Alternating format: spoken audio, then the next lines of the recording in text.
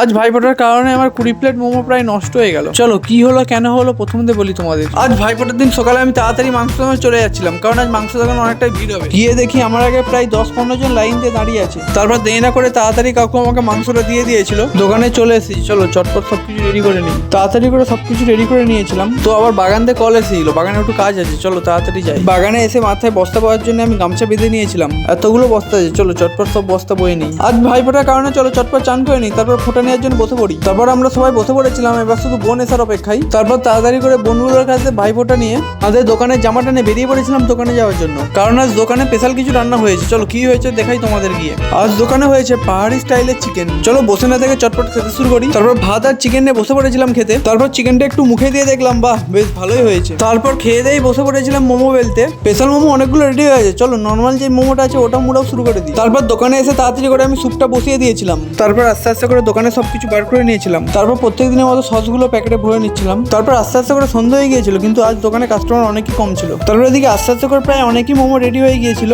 আমিও মনে মনে ভাবছিলাম যে আজ যে মার্কেট কি হবে। তারপর দেখতে দেখতে ভগবানের প্রায় অনেকই কাস্টমার লেগে গিয়েছিল, অনেকটা ভিড় লেগে গিয়েছিল। আর আমিও সঙ্গে সঙ্গে কাস্টমারগুলোকে মোমো ছাড়তে শুরু করে দিলাম। আমার পিসির ছেলেরা এসেছিল, ওরা দেখা করতে এসেছিল, ওরা আজ মোমো খাবে না, ওরা কাল মোমো খাবে। তারপর আবার কিছুক্ষণ বসে থাকার পর অনেকটা ভিড় লেগে গিয়েছিল, আর আমিও সঙ্গে কাস্টমারগুলোকে ছাড়তে শুরু করে দিলাম। তারপর মা কালীর কৃপায় আছে ভাইফোঁটার বাজারে মোমো সবই শেষ হয়ে গিয়েছিল। তারপর তাড়াতাড়ি করে দোকান গুছানো হয়ে গিয়েছিল। চলো এবার তাড়াতাড়ি করে বাড়ি চলে যাই। আজকের জন্য সবাইকে টাটা বাই বাই।